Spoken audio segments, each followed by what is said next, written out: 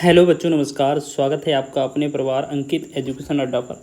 आज हम बात करने वाले हैं, एक नई शुरुआत करेंगे आज से रेलवे इम्पोर्टेंट क्वेश्चन के बारे में। ठीक है, रेलवे स्पेशल मैथ के बारे में बात करेंगे। इसमें हम 1 बाय 1 छोटे छोटे पार्टों में पूरा मैथ कवर करा रहे होंगे और 2 महीने का समय है आपके पास, आपका ग्रुप डी का एग्ज़ाम अच्छे से निकल जाए। ठीक है, और हर एक टॉपिक को कवर किया जाएगा, छोटे छोटे पार्टों में आपके टॉपिक कवर करे जाएंगे। ठीक है, 10-10 मिनट के 15-15 मिनट के आपके वीडियो होंगे जिसे आप देखकर अपना स्कोर बूस्ट कर सकते हैं। चलिए, तो यहाँ पर पहला क्वेश्चन है हमारा, यहाँ पर डिविजिबिलिटी से रिलेटेड लिखा है। यदि 15 अंकों वाली संख्या, यहाँ पर ये दी गई है इतनी लंबी संख्या, फिर 9 से विभाज्य है, तब a का मान क्या होगा। देखिएगा, संख्या क्या है आपकी 4a, यहाँ पर लिखा है 5 1। ठीक है, 5 1, उसके बाद क्या लिखा है 24 और 35, 24 35 हो जाएगा। ठीक है, उसके बाद आपका है 67 हो जाएगा, फिर 89 लिखा है और 734 लिखा है। ठीक है, इसको बोला जा रहा है कि इसे अगर हम 9 से विभाजित करेंगे, तो इसमें इस वाले ए के स्थान पर क्या आना चाहिए। ठीक है ना, क्वेश्चन में यही बोला गया है कि इस ए के स्थान पर क्या आना चाहिए। ठीक, तो देखिए, अब आपको तरीका हम बता देते हैं। क्वेश्चन में बस आपको थोड़ा समझने की ज़रूरत है। अगर कभी 9 से विभाज्यता का नियम पूछा जाए तो 9 की विभाज्यता का नियम कहता है कि जो संख्या दी गई है उसके सारे अंकों को जोड़ लिया जाए, और अगर 9 से विभाजित करेंगे, अगर पूरी तरह विभाजित हो जाती है तो वो 9 से विभाजित संख्या मानी जाती है। ठीक है, तो हम क्या करेंगे, 9 का पेयर बनाएंगे और जो जो संख्या 9 हो रहा होगा जोड़कर उसे हम हटाते जाएंगे। ठीक है, जैसे 9 डायरेक्ट मिला, हम 9 हटा देंगे। ठीक है, यहाँ 7 मिलेगा और 2 मिलेगा, 9 हटा देंगे। ठीक है, यहाँ 5 मिलेगा, 4 मिलेगा, 9 हटा देंगे। ऐसे ही 3 और 6 मिलेगा, 9 हटा देंगे। यहाँ पर 1 और 8 मिलेगा, 9 हटा देंगे।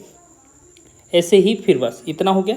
ठीक, अब यहाँ पर एक 5 लग रहा है, यहाँ 4, ये भी हटा देंगे। ठीक है, अब यहाँ क्या है 7 3 4 बचा है और a बचा है, तो 7 3 10 और 4 14, यहाँ पर बचा है 14 प्लस में a। ठीक है, a बचा है हमारा।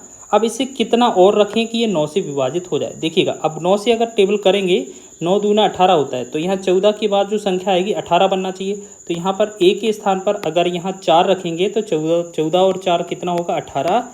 18 में अगर 9 से डिवाइड करेंगे तो अब 2 बार भाग चला जाता है, तो इसका मतलब फिर ये संख्या विभाजित हो जाएगी। तो इसका मतलब क्या है, हमें a के स्थान पर क्या रखना होगा, 4 रखना होगा। बहुत ही आसानी से आपको बताया है और अच्छे लेवल का क्वेश्चन है, ये एग्ज़ाम में बनता है। ठीक है, ये ग्रुप डी का 2022 का लेटेस्ट प्रश्न है जो एग्ज़ाम में बना था। तो अगर आपको इस तरीके से क्वेश्चन आया तो आप अच्छे से कर सके। ठीक है, चलिए आगे बढ़े अगले क्वेश्चन की ओर। नेक्स्ट क्वेश्चन की बात करेंगे हम। चलिए आगे देखते हैं। नेक्स्ट क्वेश्चन है हमारा, देखिएगा यहाँ पर लिखा है, अगला क्वेश्चन बेस वही है। यदि 7 अंकों की संख्या इस तरीके से दी गई है, 11 से विभाज्य है, तब x और y के योग का कोई एक मान बताइए। तो यहाँ पर संख्या क्या थी, 50 हो गया, यहाँ 4 हो गया, फिर x हो गया, फिर 5 हो गया, y और प्लस में 3, मतलब y 3।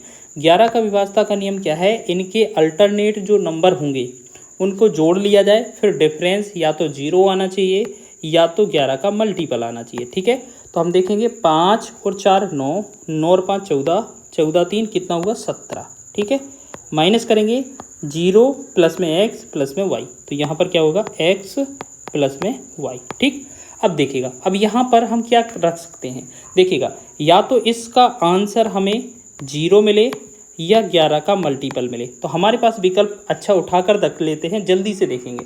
अगर यहाँ 11 रख कर देखेंगे तो हमारा 6 डिफरेंस बनेगा, तो ये आंसर गलत हो जाएगा। ठीक, अगर इसमें 5 रख के देखते हैं तो 12 बचेगा, तो ये भी ऑप्शन गलत हो जाएगा।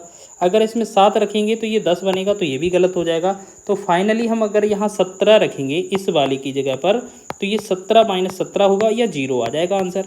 यानी कि हम कह सकते हैं कि इसमें हमें x प्लस वाई का जो एक मान होगा वो 17 आना चाहिए, तभी हमारा ये 11 से संख्या विभाजित होगी।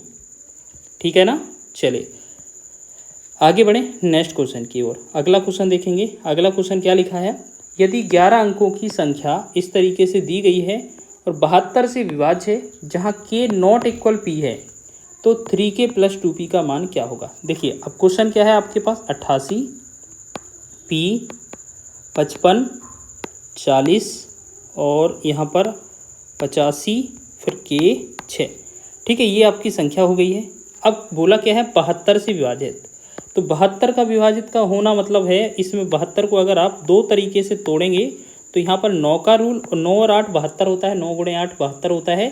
अब यहाँ पर 8 का रूल ये कहता है कि पहले जो लास्ट के अंतिम 3 अंक हैं उन्हें क्या है, अंतिम 3 अंक को विभाजित हो जाना चाहिए 8 से, तब तो संख्या ये पूरी 8 से विभाजित होगी। तो हम क्या करेंगे, यहाँ पर ये क्या लिखा है 5 के 6, यहाँ 5 के 6 लिखा है और ये 8 से विभाजित करेंगे। अगर इसे हम विभाजित कर रहे हैं तो यहाँ पर देखो 8 से भाग करेंगे तो यहाँ पर मान के चलते हैं, यहाँ पर अगर 0 ले लिया जाए तो हम क्या करेंगे 8 6 48 और 2 26, तो ये 0 पर तो आंसर आएगा नहीं। यानी कि अगर हम देखा जाए तो इसमें 0 लेने पर आंसर नहीं आएगा। अगर इसमें सोचेंगे कि 0 ले लें तो इसमें के का स्थान 0 नहीं आएगा। अगर 1 लेकर देखें तो 8 6 48 और 8 6 32, तो यहाँ 1 भी आपका नहीं हो सकता। 2 लेकर देख लें आप तो 8 6 48 हो जाएगा। ठीक है, फिर आपका 8 46, तो ये भी नहीं आएगा, 2 भी नहीं आ सकता।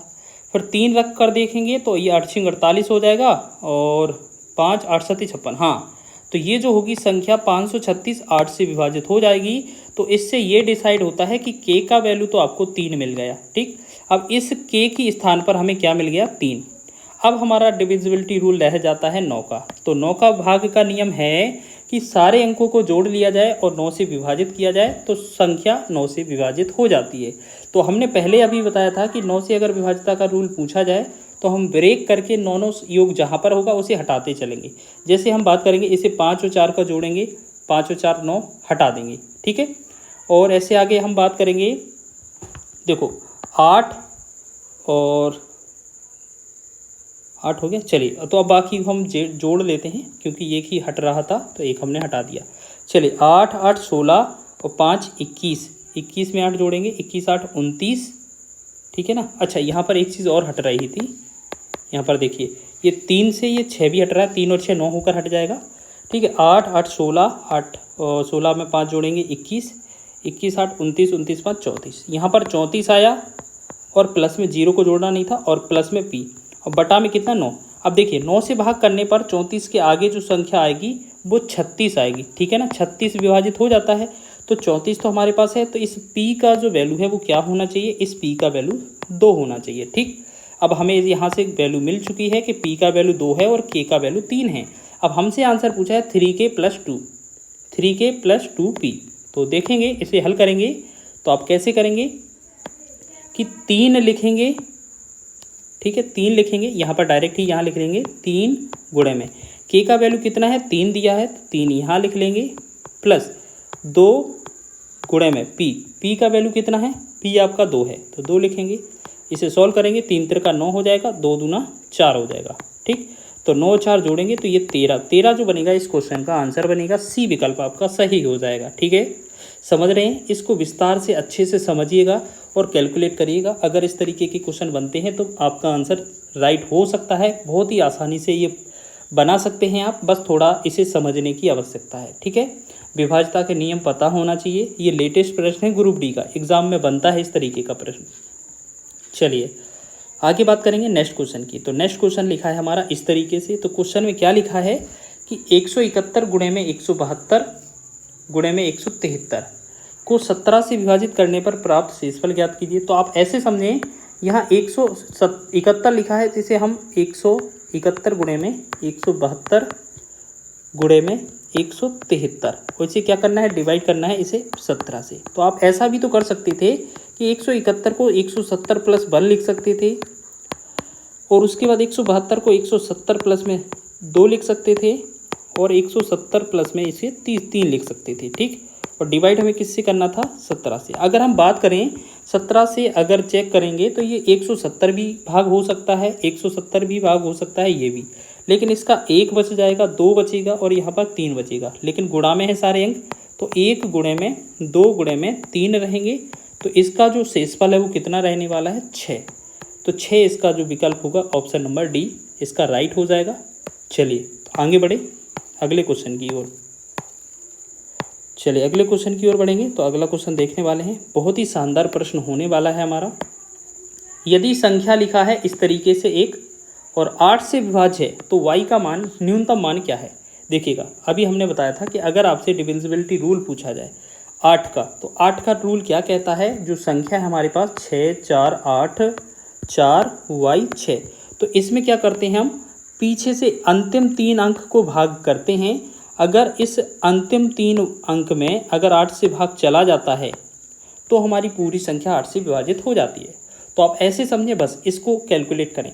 अगर हम इस y की जगह, अगर इस y की जगह आप ऐसे समझें कि अगर इस y की जगह एक 0 रखा जाता, 0 क्या रखें, आप सीधा विकल्प में देखो न्यूनतम बोला गया है और इन सभी में न्यूनतम पहले क्या लिखा है, 1 लिखा है, तो इस पहले विकल्प को उठा लें, सी वाले को, ठीक। तो 4 1 6 होगा, यहाँ पर 8 हो जाएगा। तो हम इसे डिवाइड करें, 8 एकम 8, ठीक है, 8 एकम 8 हो जाएगा और 8 पंच 40, 8 दूना 16, यानी कि ये पहली बार में ही विभाजित हो गया है। तो इसका मतलब है वो न्यूनतम अंक क्या होना चाहिए, हमारा 1 होना चाहिए, ठीक। तो ये हमारा आंसर हो जाएगा, ठीक है ना। तो ये चीज़ समझ रहे हैं, एग्ज़ाम में ये पूछा जा सकता है, अच्छा क्वेश्चन है। और अगर इस तरीके का प्रश्न बना तो आपका निश्चित ही एग्ज़ाम में क्वेश्चन देखने को मिल सकता है। अगर आपने ये सभी प्रश्न कर लिए हैं, आसानी से सीख लिए हैं और वीडियो अच्छा लगा है तो वीडियो को लाइक करें, शेयर करें, चैनल पर नए हैं तो चैनल को सब्सक्राइब कर लें।